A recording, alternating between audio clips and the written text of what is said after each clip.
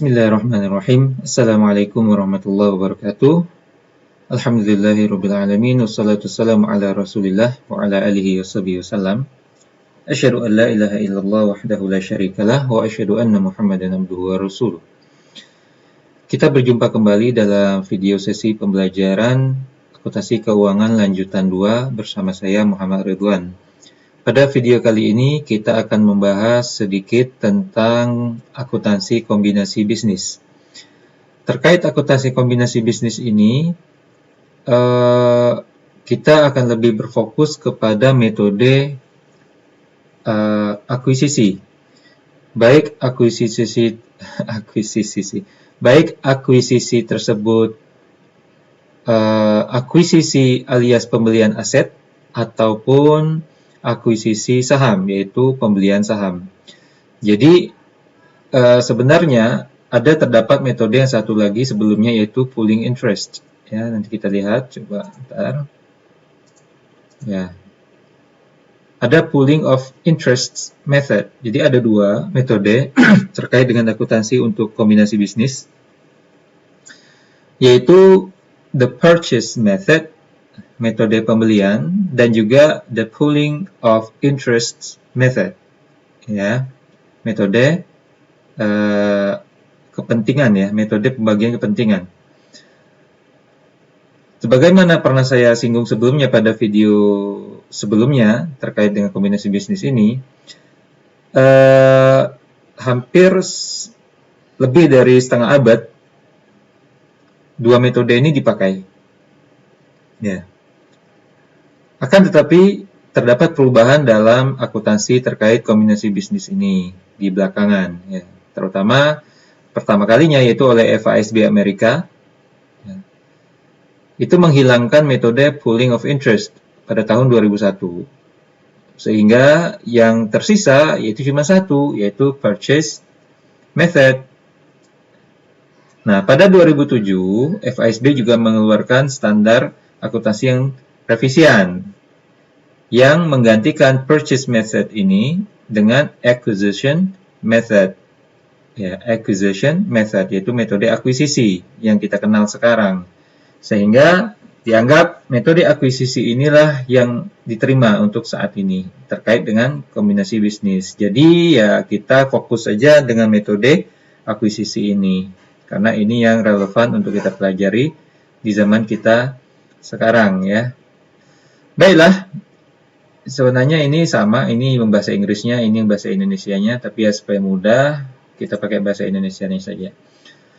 Tanpa memperpanjang penjelasan lagi, kita lihat bagaimana akuntansi kombinasi bisnis ini. Baiklah, kita langsung saja ke contoh supaya lebih jelas, ya, tanpa berpanjang lebar lagi. Kita langsung ke contoh saja. Misalkan gini, kita bahas terkait kombinasi bisnis dengan pembelian aset bersih. Ya, di sini contohnya gini. Asumsikan bahwa PT Pututaka, jadi untuk mudahnya nanti kita bingung, PT Pututaka, PT Songko gitu ya. Jadi penulis ini kayaknya mengkombinasikan namanya itu gini. Untuk induk itu diawali P, karena P bahasa Inggrisnya perusahaan induk itu parents. Jadi PT Pututaka itu parents, P, induk. PT Pututaka ini mengakuisisi alias membeli seluruh aset. Jadi contoh di sini kita masih mempelajari tentang mengakuisisi atau membeli kombinasi bisnis dengan cara membeli aset. Ya, kita belum bicara mengakuisisi dengan cara membeli saham. Sekarang contohnya adalah mengakuisisi seluruh aset dan mengambil alih seluruh liabilitas kewajiban PT Songko. PT Songko di sini sebagai bakalan menjadi perusahaan anak. Perusahaan anak bahasa Inggrisnya subsidiary. Jadi diawali oleh S. Ini untuk memudahkan saja ya, nanti bolak-balik PT Pututaka, PT Songko, lupa yang mana anak, yang mana induk gitu. Jadi PT Songko subsidiary S, ya, perusahaan anak. Jadi PT Pututaka mengakuisisi PT Songko dengan cara membeli asetnya dengan liabilitasnya. Nah, di sini bayarnya si PT Pututaka ini bayarnya bukan pakai duit. Jadi di contohnya di sini dia bayarnya bukan pakai duit belinya, tapi pakai saham. Jadi PT Pututaka bayar membeli PT Songko bayarnya pakai saham. Makanya PT Pututaka menerbitkan lagi saham sebanyak 10.000 lembar dengan masing-masing nilai parinya Rp10.000. Mungkin nanti ini akan bikin bingung ini karena bolak-balik. PT Pututaka beli PT Songko, tapi seolah-olah PT Songko jadi punya saham PT Pututaka. Jadi siapa yang beli, siapa yang dibeli seolah-olah jadi bias gitu ya. Memang seharusnya contohnya sih baiknya beli pakai kas gitu. Tapi nanti kita contohkan kalau beli pakai kas gimana. Karena ini di buku aslinya yang sini, yang bukunya Baker itu juga kayak gitu soalnya. Ya, contohnya memang pakai belinya pakai saham memang. Ya, jadi ya mau gimana lagi. Kita lihat nih contohnya nih. Nah, itu dia memang by issuing 10,000 shares. Memang iya sih. Ya sudahlah. Nanti kita contohkan pakai kas ya. Oke, jadi kita sambung. Membelinya pakai saham 10.000 lembar, masing-masing nilai parinya 10.000 per lembar. Kemudian saham yang 10.000 lembar ini kalau kita hitung nilai nominalnya 10.000 kali 10.000 berarti 100 juta. Tapi nilai wajarnya di pasaran mungkin misalkan ya ternyata nilainya 610 juta rupiah. Wow, ya. Ada nilai lebih di atas nilai nominal yaitu 510. Jadi totalnya nilai wajarnya 610 juta. Ya, namanya juga contoh. Oke. Nah, dalam proses pembelian ini PT Pututaka menanggung biaya legal, biaya hukum, dan appraisal penilaian sebesar 40 juta terkait kombinasi bisnis ini. Terkait penerbitan saham yang 10.000 lembar yang baru ini ada biaya emisi saham. Ya, untuk menerbitkan itu ada biayanya, bukan cetak pakai print sendiri di rumah. Ya, itu pun pasti ada biaya kertas juga. Apalagi ini resmi ya. Jadi ada 25 juta biaya terkait penerbitan saham ya, biaya emisi saham. Oke, sekarang kita lihat detailnya terkait nilai buku dan nilai wajar aset dan liabilitas PT Songko yang mau dibeli. Kita lihat. Nah, jadi ini nilai buku, kolom yang ini nilai buku, kolom yang ini nilai wajar. Nilai buku ya kalian sudah tahu harusnya apa ya. Nilai buku adalah book value bahasa Inggrisnya, yaitu cost harga perolehan dikurang akumulasi penyusutan. Ya, itulah nilai buku. Sedangkan nilai wajar adalah nilai aset ya ataupun liabilitas pada tanggal penilaian ya. Biasanya salah satu contohnya indikatornya itu nilai pasar, market value. Kalau ini barang ini dijual di pasaran lakunya berapa? Bisa seperti itu salah satu contohnya ya. Jadi itu nilai wajar, fair value bahasa Inggrisnya. Jadi ini PT Songko pada tanggal 31 Desember 2020 lah kita anggap kas dan piutang 45 juta, kas dan piutang kalau digabungin 45 juta, nilai wajar juga masih gitu, namanya juga duit, ya segitu-gitu aja ya.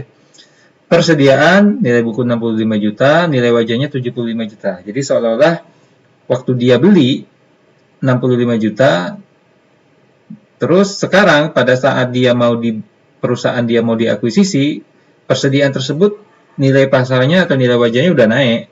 Ya, kalau mau dibeli tidak bisa dapat 65 lagi, tapi udah 75 gitu ya. Tanah nilai buku 40 juta, tapi nilai wajar aslinya mah udah naik 70 juta. Bangunan dan peralatan sebaliknya, waktu nilai bukunya nilai perolehannya ini ya. Dan akumulasi penyusutannya 150, jadi nilai perolehannya 400 juta. Kalau dikurangi penyusutan 150 berarti 250. Itu nilai buku dia. Tapi kalau nilai wajarnya 350. Misalkan gitu ya. Paten ya nilai buku dia tidak ada tapi nilai wajar sebenarnya ada 80 juta. Ini contoh. Sehingga total aset menurut sesuai nilai buku 400 juta, kalau berdasarkan nilai wajar 620. Liabilitas lancar, nilai bukunya 100, tapi nilai wajarnya 110. Kok bisa ada kelebihan 10 juta? Ya, namanya juga konsep ekonomi kapitalis, yaitu ada time value for money. Ya, makin berlalu waktu nilai uangnya itu makin turun, sehingga 100 juta dulu, sekarang 110. Maksud turunnya daya belinya. Dulu bisa beli barang tersebut 100 juta, tapi sekarang nggak bisa lagi. Harus 110 juta baru dapat. Berarti barangnya tetap, uangnya naik. Uangnya bertambah, alias uangnya harus ditambah supaya bisa beli. Berarti nilai beli uangnya itu turun. Ya. Oke, jadi ini datanya. Nilai wajar aset bersihnya itu 510, yaitu 620 dikurangi 110. Yaitu aset total dikurangin liabilitas lancar. Dikurangi liabilitas. Oke. Nah, kita hitung-hitung dulu. Kita hitung dulu dengan perbedaan nilai buku dan nilai wajar dan berapa yang dibeli. Biaya perolehan investasi, jadi si PT Pututaka, PT Induk, itu kan belinya pakai saham 10.000 lembar. Tapi 10.000 lembar itu nilai wajarnya 610 jut. Jadi seolah-olah dia beli PT Songkok itu dengan nilai duitnya, padahal bukan duit ya, pakai saham. Tapi seolah-olah dia beli dengan 610 juta. Oke ya. Nah, nilai wajar aset bersih yang dapat diidentifikasi PT Songkok tadi 510 ini. Jadi 510 ini nilai wajarnya pada saat dibeli. 510 ini dibeli oleh PT Pututaka, pabelit nih. Ya, dibeli oleh PT Pututaka dengan 610. Berarti kan ada kelebihan 100. Seolah-olah PT Pututaka beli barang 510 juta, bayarnya pakai 610. Udah, ambil aja kembaliannya gitu ya. Gayanya gitu. Sehingga ada selisih lebih. Biaya perolehan itu ada selisih lebih di atas nilai wajar aset yang dapat diidentifikasi, yaitu 100 juta. Itu selisih pertama. Selisih kedua yang perlu kita cek lagi adalah nilai wajar yang 510 ini dibandingkan nilai bukunya yang dapat diidentifikasi itu ada 210. Dapat dari mana? 510 aset bersih, nilai wajarnya. Kemudian nilai buku aset bersih 300, yaitu apa? 400 juta total pasifa, ekuitas plus liabilitas. Ini sama dengan total aset. Nah, nilai aset bersih itu adalah aset dikurang utang. Aset 400 juta dikurang utang, liabilitas kan 100. Berarti 400 dikurang 100. Ya, 100. Berarti 300. Jadi seolah-olah nilai aset bersih itu sama dengan ekuitas. Ekuitas kan aset dikurangi utang. Karena persamaan dasar akuntansinya adalah aset sama dengan utang plus ekuitas. Berarti kalau aset dikurangi utang, itu kan ekuitas. Jadi seolah-olah nilai aset bersih itu itulah ekuitas sama. Nah, nilai wajarnya aset bersihnya 510, yaitu total aset dikurangi liabilitas menurut nilai wajar 510, sedangkan menurut nilai buku itu 300. Berarti ada selisih 210. Jadi PT Songkok itu sendiri nilai wajarnya udah naik daripada nilai buku catatan dia. Ada 210. Berarti dua selisih ini kalau kita tambahin 100 plus 210 itu 310 jut. Jadi total selisih, total diferensial itu 310. Nah, kalau skema hitung-hitungannya nih udah kita pisah-pisah gini udah dapat, berarti enak kita tinggal jurnal. Kita tinggal jurnal. Pertama kita jurnal dulu yang bayar beban-beban tadi. Nah, Oke. Pertama ketika bayar beban merger 40 juta tadi, ya biasa si PT Pututaka catat dulu beban merger 40 juta di debit, kas berkurang, taruh di kredit 40 juta. Biasa ya. Kemudian biaya yang emisi tadi, emisi saham, biaya penerbitan saham tangguhan pada kas 25 juta. Kenapa dia tangguhan? Karena nanti dia akan kita tutup. Jadi biaya ini cuma sementara. Ya, dia bayar dulu, catat dulu, ya, dan bayar dulu dan catat dulu, tapi diberi tambahan tangguhan. Nanti ini akan kita tutup pakai keuntungan dari kelebihan nilai sahamnya nanti. Gimana tuh teknisnya? Udah, kita lihat nanti contohnya. Oke, nah pada tanggal kombinasi bisnisnya baru kita catat. Seperti ini jurnalnya. Kita catatnya PT Putu Taka selaku induk mencatat senilai wajar. Senilai wajar. Supaya mudah gini, kita sampingkan dengan soalnya supaya nanti kita bisa lihat.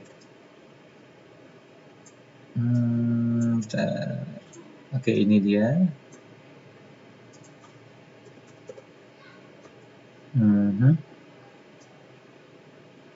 Oh, tidak. Oke. Nah, kita lihat nih. Jadi, si PT Putu Taka ketika dia membeli PT Songko, berarti aset dan utangnya PT Songko kan jadi milik dia. Maka dia catatlah aset-aset dan liabilitas yang ditransfer menjadi punya dia. Tentu yang dia catatnya nilai wajar. Nilai buku mah dia tak tahu menau. Nilai buku kan cuma catatan PT Songko. Tapi menurut kita PT Putu Taka yang beli itu harus berdasarkan nilai wajar.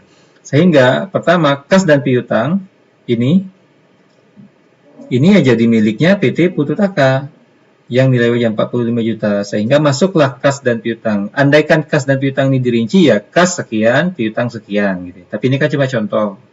Penulis dan saya juga berharap dan mengasumsikan kalian sudah ngerti maksudnya apa. Karena kalian udah minimal semester 6 nih, AKL 2 nih. Kas dan piutang menjadi milik dia 45 juta. Kemudian persediaan yang 75 juta, karena berdasarkan nilai wajar ya, juga jadi milik dia. Bertambahlah di debit. Begitu juga tanah senilai wajar 70 juta jadi milik dia, masuk. Bangunan dan peralatan yang senilai wajar 350 juta juga jadi milik dia, masuk ke Putu Taka. Ya. Kemudian paten 80 juta menjadi milik dia juga. Sedangkan goodwill nanti ya. Goodwill ini kita misalkan dalam jurnal aslinya goodwill ini kita belum tahu di debit atau di kredit gitu ya. Asumsinya sih sebenarnya ya pasti di debit karena aset ya nggak mungkin lah ditaruh di kredit kalau dia muncul. Dia pasti di debit. Cuma belum tahu berapa. Nah, berapanya ini itu kita selesaikan dulu jurnalnya semua, baru kita bisa tahu berapa jumlahnya. Jadi semua aset dan liabilitas pindahin dulu ya ke PT Induk. Nih, liabilitas lancar yang 110 pindahin. Jadi miliknya PT Putu Taka. Taruh di kredit. Kemudian modal saham biasa. Modal saham biasa ini kalian harus pahami bahwa modal saham biasa ini bukan modal saham biasa miliknya PT Songko ini menjadi milik Putu Taka, bukan. Modal saham biasa ini adalah seolah-olah kan tadi PT Putu Taka menerbitkan saham dan dipakai buat bayar. Ya, jadi seolah-olah PT Songko dibayar dengan cara berinvestasi di PT Putu Taka. Jadi yang mencatat modal saham kayak gini ini adalah perusahaan yang dikasih modal. Sehingga dia akan mencatat modal saham biasa punyanya atau yang dibeli oleh PT Songko seharusnya gitu. Nah, 100 juta ini bukan yang ini, tapi 10.000 lembar dikali 10.000 rupiah nilai parinya. Jadi, ini modal saham yang baru diterbitkan dan menjadi miliknya PT Songko. Jadi ini modal saham biasa milik PT Songko. Ya, yang berinvestasi di PT Putu Taka, seolah-olah gitu. Makanya saya bilang, padahal kan PT Putu Taka yang beli Songko gitu. Tapi kok Songko yang punya modal di PT Putu Taka? Ini gara-gara soalnya nyontohinnya belinya pakai saham gitu. Jadi bolak-balik nanti mahasiswanya bingung gitu. Dan saya yakin kalian juga pasti puyeng nih dengar video saya nih. Saya juga puyeng. Jadi ya sudahlah, nanti kita contohkan kalau pakai kas gimana supaya lebih paham lah gitu ya, lebih mudah pahaminya. Oke, modal saham biasa tetap dicatat senilai nominal. Ingat, Ya, ini udah aturan baku bahwa modal saham itu catatnya si nilai nominal. Ya, lah tadi kan 610, makanya lebihnya dari nilai nominal itu baru kita catat sebagai kelebihan. Nah, di sini kelebihannya adalah 510, kan gitu? 510. Nah, tadi ada yang jurnal biaya penerbitan saham tangguhan ini ditombokin karena ini terkait dengan penerbitan saham, maka biayanya kita tutup ke kelebihan nilai sahamnya. Makanya biaya penerbitan saham tangguhan yang 25 juta tadi kita hapus karena udah bisa ditutup dengan saham yang kita pakai. Jadi 25 juta biaya penerbitan tanggungan kita hapus, kita taruh di kredit 25 juta. Diambil, ditombokin pakai yang kelebihan 510 nilai sahamnya. Oke ya, 25 juta. Jadi 510 itu kan kelebihan nilai saham, yaitu agio. Ya, agio itu kalau versi Amerika namanya agio saham biasa. Agio itu ya untung, seolah-olah nilai sahamnya tadi kan cuma 100 juta, ternyata di pasaran itu 610. Nah, 510-nya kan agio.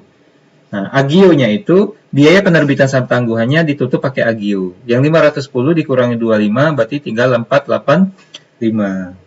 Kalau versi Amerika ini agio saham biasa, kalau versi IFRS Eropa ini kita pakainya premium saham biasa. Ya, premium saham biasa. Oke ya, terserah kita mau pakai IFRS atau FASB Amerika, tergantung perusahaannya.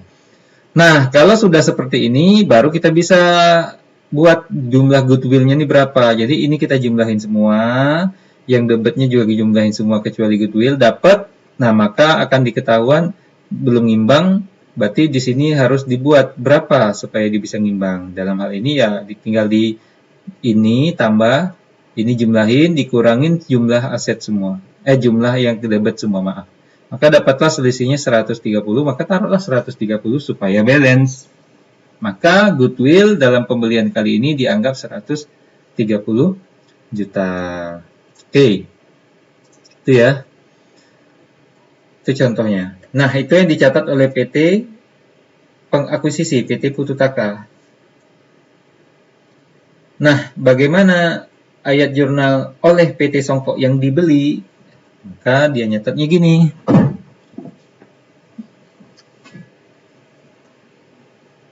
Pertama, dia catat seolah-olah dia dapat investasi pada saham PT Pututaka.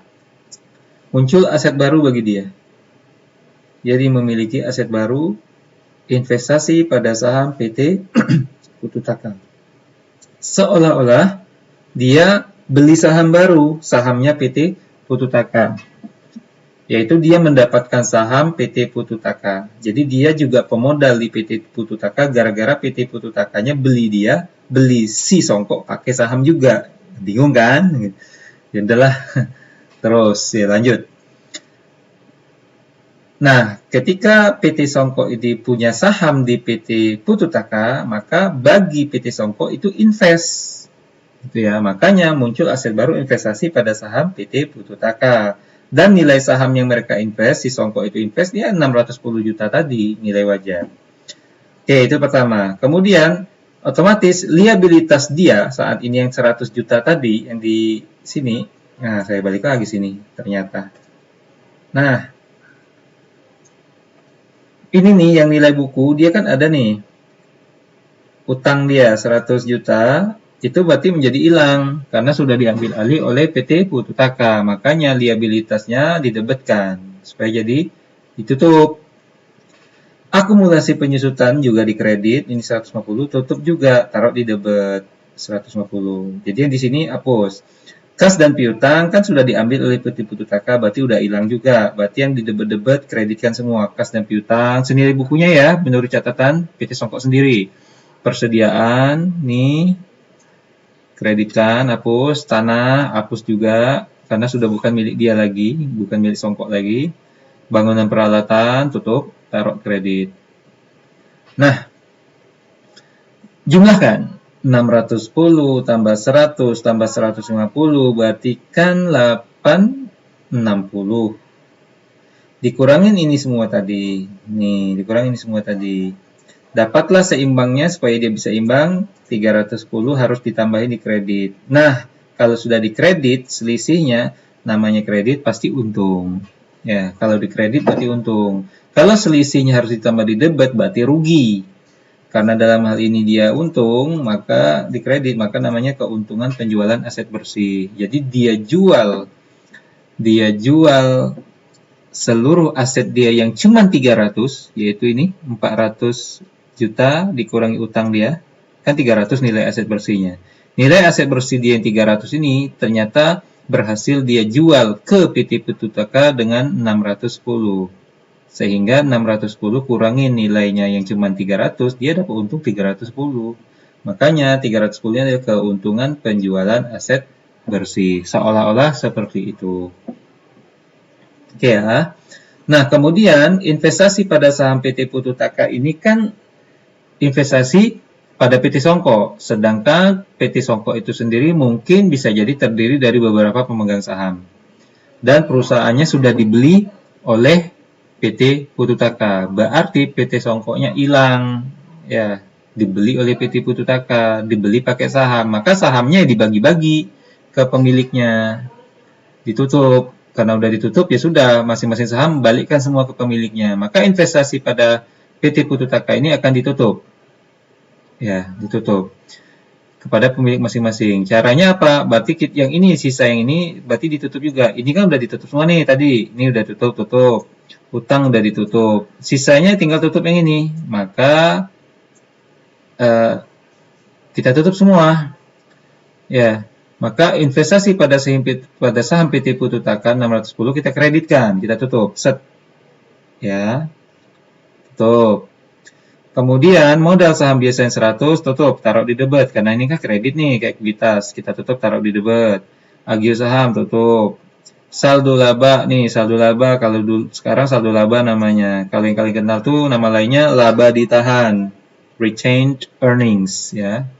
Saldo laba ditahan, tutup. Keuntungan yang tadi muncul, karena ini muncul lagi baru ya, di kredit tutup juga, taruh di debit. Sehingga seluruh akun menjadi nol. Semuanya. Jadi semua yang di neraca nih, laporan posisi keuangan, aset-aset udah jadi nol semua karena udah ditutup. Utang udah bisa jadi nol ditutup. Ekuitas pun sudah ditutup dengan ini. Udah, berarti PT Songko sudah is dead. Maksudnya PT Songko hilang. Udah diakuisisi oleh PT Pututaka. Dah, itu maksudnya. Oke ya. Nah, jadi itu sederhananya akuntansi untuk pembelian aset. Maksudnya akuntansi kombinasi bisnis dengan cara akuisisi yang teknisnya pembelian aset. Jadi, simpulan dari pembelajaran kali ini yaitu salah satu metode akuisisi ya, memperoleh atau membeli suatu perusahaan yang pertama kali adalah dengan cara benar-benar beli perusahaannya secara fisik, beli asetnya. Kasnya dibeli, piutangnya dibeli, bangunannya dibeli, itu ya, kendaraan, persediaan, tanah, semuanya dibeli. Termasuk utang-utangnya dibeli semua, sehingga perusahaan tersebut secara fisik memang dibeli oleh perusahaan pembelinya, yaitu PT Pututaka di sini. Sehingga perusahaan yang dibeli jadi hilang menjadi milik pembeli. Gitu. Nah, bagaimana akuntansinya yang barusan kita bahas. Jadi itu dia. Nah, untuk pertemuan selanjutnya kita akan bahas metode yang satu lagi, yaitu akuisisi. Pabelit mah. Ya, akuisisi dengan cara membeli saham.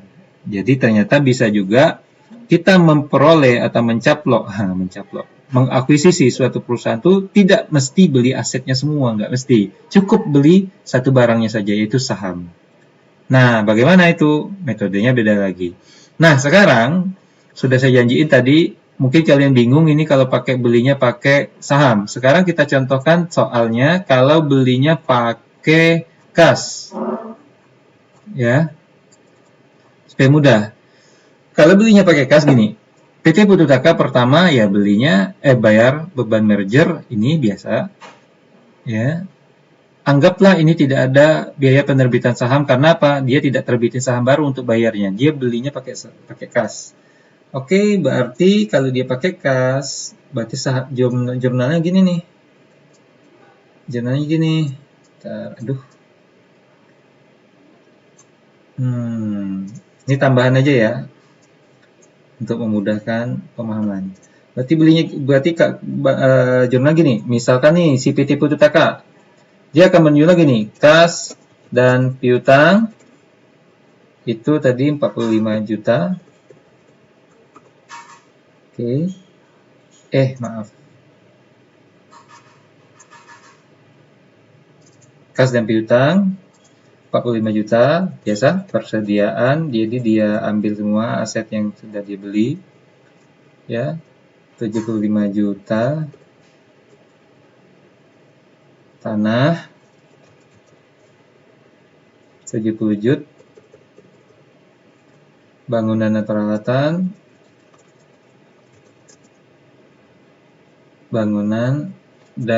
peralatan Oke. Sabraha atuh 350 juta nilai wajarnya ya. Kemudian paten, seharusnya saya bikinnya sebelum bikin video ini, tapi udahlah. 80 juta. Goodwill. Nah, gini maksudnya. Goodwill. Kita kan nggak tahu nih. Jangan isi dulu gitu. Aslinya gitu ya. Nanti ngisinya. Karena goodwill ini kan selisihnya. Nah, goodwill kita lewatin dulu liabilitas. Lancar. Berapa itu? Nah, 110. Kemudian, nah di sini nih, karena belinya pakai kas,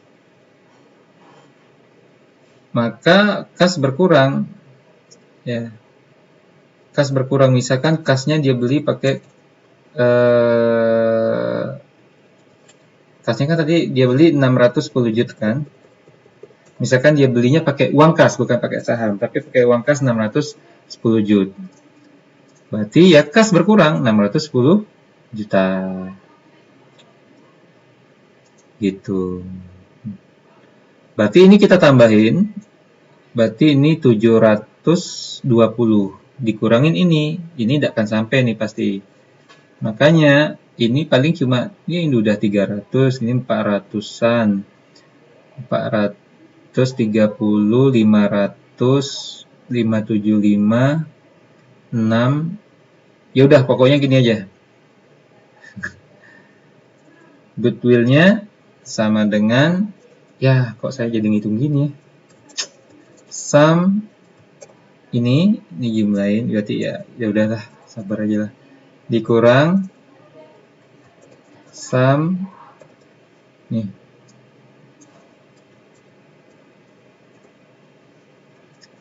What? Masa sih? Kok 100? Ntar dulu, 45, 75, 70, 350, 80, 100. Salah kali ya. Berarti goodwill yang ini bukan 130, nih salah dia ini. 100, 5, 85, 4, 5, 10, 610 benar. Oh, berarti ini salah ketik nih yang di sini. Ini bukan 130, ini 100.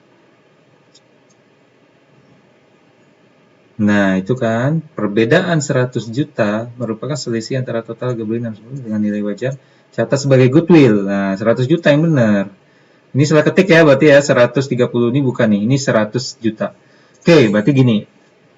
Jurnalnya kalau belinya pakai kas. Jadi PT Pututaka nyatatnya seperti ini. Ketika dia membeli, ini diwarnain aja. Ketika dia membeli, andaikan dia beli PT Songko tapi pakai kas, pakai duit ya, bukan pakai saham. Jadi nggak usah bingung kalian kalau kayak gini. Tapi kalau pakai saham ya gini caranya. Jadi dipecah-pecah aja nilai nominal, agionya, terus ditombokin biaya penerbitan saham kalau ada. Oke, ini dia jurnalnya kalau pakai kas belinya. Nah, lebih sederhana dan lebih mudah dipahami ya. Kemudian bagaimana PT Songkok mencatatnya?